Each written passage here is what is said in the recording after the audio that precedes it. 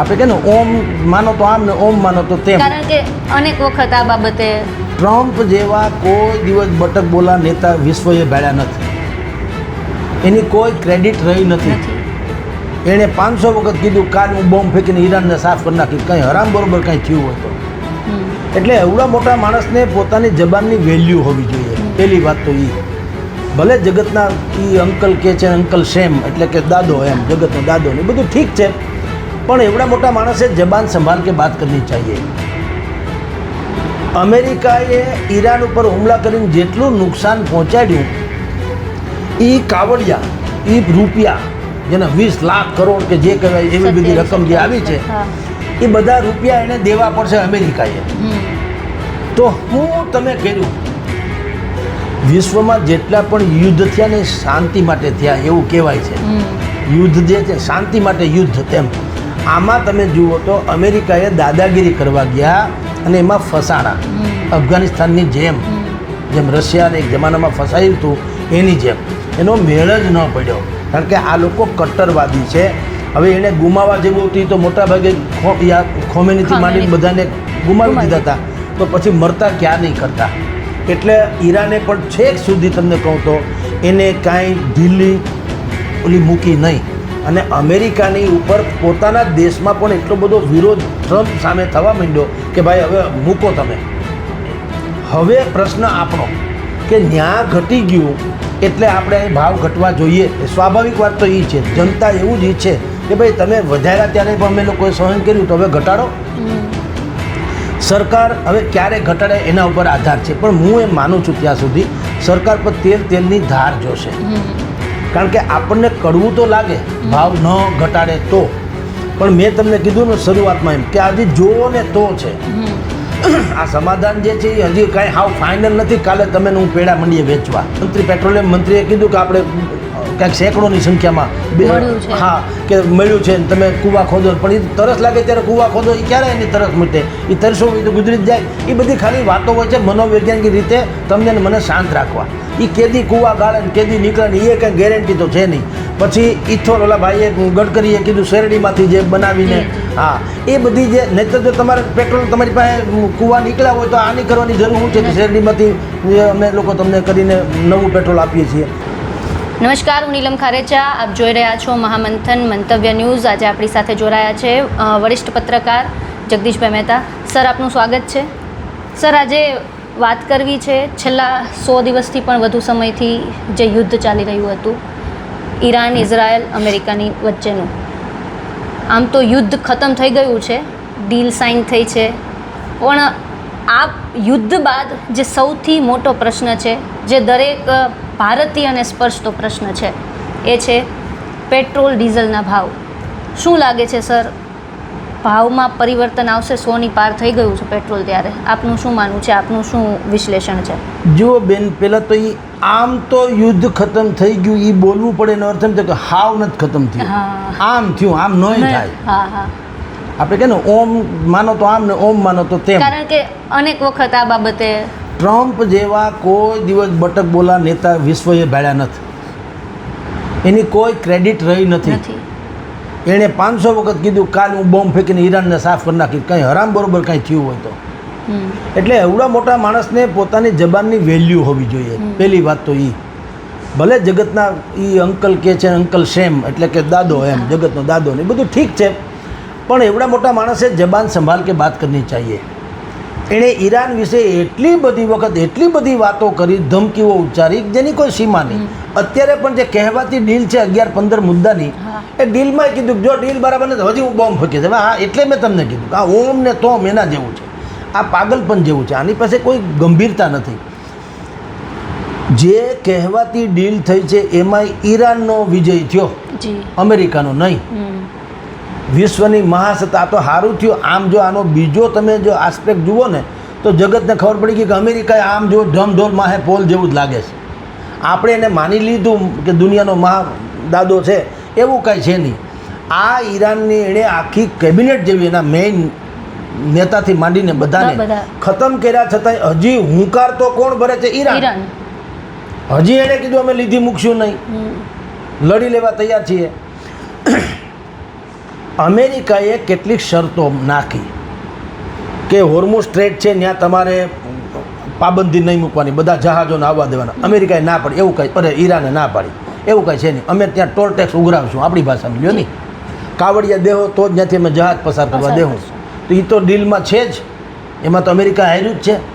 એણે કીધું પરમાણુ તમે એકેય પરમાણુ બોમ્બ બનાવશો નહીં, તમારી પાસે જે પરમાણુ બોમ્બ બનાવવાની જે કાંઈ મટીરિયલ્સ છે એ તમારે અમેરિકાને હવાલે કરવું પડશે. પહેલાં એવી વાત થઈ હતી, એણે ના પાડી ઈરાને, આવું કંઈ થાય નહીં, જરૂર પડશે તો અમે ત્રાહિત બીજા કોઈને આપશું, તમને તો નહીં જ આપશે. એમાંય કંઈ મેળ તો પડ્યો નથી. અમેરિકાએ ઈરાન ઉપર હુમલા કરીને જેટલું નુકસાન પહોંચાડ્યું એ કાવડિયા, એ રૂપિયા જેને 20 લાખ કરોડ કે જે કહેવાય એવી બધી રકમ જે આવી છે એ બધા રૂપિયા એને દેવા પડશે અમેરિકાએ. તો હું તમે કર્યું, વિશ્વમાં જેટલા પણ યુદ્ધ થયા ને શાંતિ માટે થયા એવું કહેવાય છે. યુદ્ધ જે છે શાંતિ માટે યુદ્ધ એમ.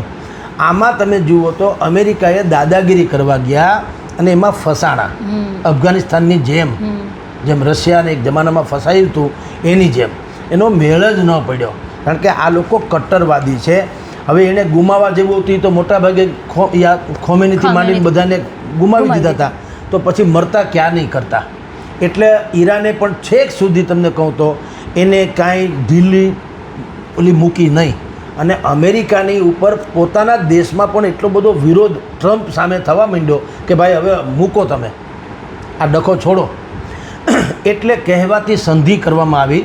એ તો અમેરિકાની પીછેહટ છે, પણ હવે એ ઇન્ટરનેશનલ મામલો છે, એમાં આપણા દર્શકોને બહુ લાગુ ન પડે. આપણા દર્શકોને જે તમે પ્રશ્ન કર્યો એ લાગુ પડે છે કે જ્યારે ઈરાન અમેરિકાનું યુદ્ધ હતું ને હોર્મુઝ સ્ટ્રેટ જે છે એ બંધ કરવામાં આવી હતી, અથવા તો ત્યાંથી વિશ્વભરના જે પેટ્રોલિયમ જહાજો નહોતા નીકળતા, ત્યારે આંતરરાષ્ટ્રીય બજારમાં એક બેરલનો ભાવ 125ની આળેગાળે પહોંચી ગયો હતો.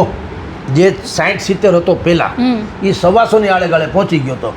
અને આપણી સરકાર એટલે ભારત સરકારે પણ, આપણે જો કે થોડાક મૈત્રી સંબંધો હતા એમ કરીને કેટલાક જહાજો કઢાવવાની આપણે સફળતા મેળવી, તેમ છતાં આપણે એક સમય એવો આવ્યો હતો કે પેટ્રોલ પંપો ઉપર લાઈનો મંડીથી લાગવા, ભલે અફવા તો અફવા, અને બાકી કેટલીક સરકારે એસઓપી જાહેર કરવી પડી હતી ને કે જથ્થાબંધ જેને ડીઝલ પેટ્રોલ જોતું હોય એને હવે 200 લીટરથી વધુ આપવામાં નહીં આવે. રેશનિંગ જેને કહેવાય, પેટ્રોલ ડીઝલનું રેશનિંગ. અને બાકીના લોકોને પણ જે 2 વ્હીલર 4 વ્હીલર અને એને અલગ, અને જે ડીઝલ પેટ્રોલ કે ઉદ્યોગો માટે હજારો કે લાખો લીટર જોતું એને અલગ પેટ્રોલ, એમ કરવામાં આવ્યા હતા ને. એટલે બધી વ્યવસ્થા કરવામાં આવી હતી. હવે ભલું થયું ને ભાંગી જંજાળ, સુખેથી ભજશું હરિગોપાળ. ગમે એમ કરીને પણ જો આનો મેળ પડ્યો ને સમજૂતી થઈ અને યુદ્ધ કમસે કમ શાંત થયું, અત્યારે તો કમસે કમ છે, એટલે બજારમાં ઇન્ટરનેશનલ માર્કેટમાં ક્રૂડ પેટ્રોલ ડીઝલના ભાવ ઘટ્યા. અત્યારે સાંભળવામાં આવ્યું છે પણ 70ને આળેગાળે છે, 75ને આળેગાળે છે. હવે આ બધું તો છે. હવે પ્રશ્ન આપણો કે ન્યા ઘટી ગયું એટલે આપણે અહીં ભાવ ઘટવા જોઈએ. સ્વાભાવિક વાત તો એ છે, જનતા એવું જ ઈચ્છે કે ભાઈ તમે વધાર્યા ત્યારે પણ અમે લોકોએ સહન કર્યું તો હવે ઘટાડો. સરકાર હવે ક્યારે ઘટાડે એના ઉપર આધાર છે, પણ હું એમ માનું છું ત્યાં સુધી સરકાર પર તેલની ધાર જોશે. કારણ કે આપણને કડવું તો લાગે ભાવ ન ઘટાડે તો, પણ મેં તમને કીધું ને શરૂઆતમાં એમ કે આજે જોવો ને તો છે. આ સમાધાન જે છે એ હજી કાંઈ હાવ ફાઇનલ નથી. કાલે તમે હું પેડા મંડીએ વેચવા, આ તો પાગલ માણસ છે ટ્રમ્પ તો, એનું કાંઈ નેઠું નથી. વળી કાંઈક ડખે ચડે તો કે વળી પાછા કે હું બોમ્બ ફેંકીશ, એના જેવું છે. તો ન કરે નારાયણના. અત્યારે તમે પાછા ભાવ ધારો કે ઘટાડી તો દેવા જોઈએ જ, પણ ઘટાડી દો ધારો કે, અને વળી પાછી પોઝિશન થાય તો શું એના કરતાં સરકાર શું કરશે હું માનું છું ત્યાં સુધી હો. નહીં તો જાહેરાત થઈ ગઈ હોય, પણ જો ભાવ આંતરરાષ્ટ્રીય બજારમાં ઘટ્યા તો સરકાર મોટા પાયે પેલા ખરીદીને જથ્થો જે અત્યારે છૂટો કર્યો, આપણા રિઝર્વ જથ્થો હોય છે કેટલોક લશ્કરી ઉપયોગ માટે અને આપાતકાળ માટે, દેશમાં ક્યારેક કટોકટી જેવો સમય આવે, યુદ્ધ જેવો હાલાત થાય જે આમાં હતા માન્યું. કારણ કે આપણે ડીઝલ પેટ્રોલમાં સંપૂર્ણપણે પરાવલંબી છીએ. આપણે ત્યાં કોઈ ઓલા નથી કૂવા. હમણાં કેન્દ્રીય આ મંત્રી પેટ્રોલિયમ મંત્રીએ કીધું કે આપણે ક્યાંક સેંકડોની સંખ્યામાં કે મળ્યું છે ને તમે કૂવા ખોદો, પણ એ તરસ લાગે ત્યારે કૂવા ખોદો, એ ક્યારે એની તરસ મટે? એ તરસો હોય તો ગુજરી જ જાય. એ બધી ખાલી વાતો હોય છે મનોવૈજ્ઞાનિક રીતે તમને મને શાંત રાખવા. એ કેદી કૂવા ગાળે ને કેદી નીકળે ને એ કંઈ ગેરંટી તો છે નહીં. પછી ઇથોલ ઓલા ભાઈએ ગડકરીએ કીધું શેરડીમાંથી જે બનાવીને હા એ બધી જે નહીં તો જો તમારે પેટ્રોલ તમારી પાસે કૂવા નીકળ્યા હોય તો આની કરવાની જરૂર શું છે કે શેરડીમાંથી જે અમે લોકો તમને કરીને નવું પેટ્રોલ આપીએ છીએ. આ બધાય ગતકડા શું હોય મને ને તમને એક ઉચાટમાંથી એમાંથી બહાર લાવવા માટે થોડુંક શાંત રાખવા માટે. પણ હવે 2 દિવસથી ચાલે છે કે સમાધાન થયું છે, ડીલ થઈ ગઈ છે વગેરે વગેરે. તો પેટ્રોલના ભાવ જેમ જેમ ઇન્ટરનેશનલ લેવલે ઘટ્યા છે એમ સરકાર ક્રમશઃ પહેલાં એનો જે જથ્થો રિઝર્વમાંથી એણે બહાર ઠેલવો હતો બજારમાં એ જથ્થો પાછો પૂરો કરી લેશે ઓછા ખર્ચે ખરીદીને. અને રિઝર્વ થઈ જાય જેથી કરીને ન કરે નારાયણને ભવિષ્યમાં કાંઈ થાય તો આપણે પાછા હાવ તળિયા ઝાટક ન હોઈએ. એ જથ્થો જેટલો હોય એ થઈ જાય પછીથી ભાવ કદાચ ઘટાડે એવું મારું માનવું છે. એટલે હું ઈચ્છું એટલે કે આપણે એવું માનીએ છીએ કે સરકાર ક્રમશઃ થોડાક સમય પછી એને ભાવ અવસ્થો પણ ઘટાડવો પડે અને ઘટાડશે પણ. કોણ સરકાર જે છે એ એવું ઈચ્છતી હોય કે જનતા એની વિરુદ્ધની વાત કરે, એવું તો કોઈ ન ઈચ્છતું હોય. પણ દરેક વસ્તુની એક મર્યાદા હોય અને તમે ને હું આપણા ઘરમાં શું આવશ્યકતા છે એ આપણે પહેલાં જોતા હોય પ્રાયોરિટી તરીકે કે અત્યારે છોકરીનું ફરાક ખરીદવાનું છે કે સ્કૂલની ફી આપવાની છે. સ્કૂલની ફી ફરજિયાત હોય, ફરાકમાં કદાચ ઇધર ઉધર હાલે નવું જૂનું. એવી રીતે તાત્કાલિક ભાવ ઘટાડીને વાહવાહી મેળવી લેવી છે કે રિઝર્વ સ્ટોક છે એ પૂરતો કરી લેવો એટલે ભવિષ્યમાં પ્રોબ્લેમ ન થાય.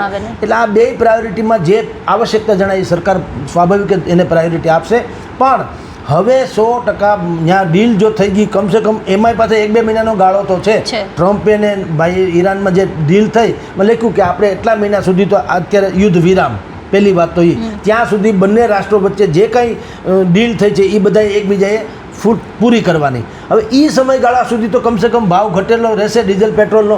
તો સરકારે રાહત આપવી જોઈએ. કારણ કે આમ જુઓ તો અત્યારે ખેડૂતોને ચોમાસું માથે છે, ભલે વહેલા મોડું પણ માથે ચોમાસું છે.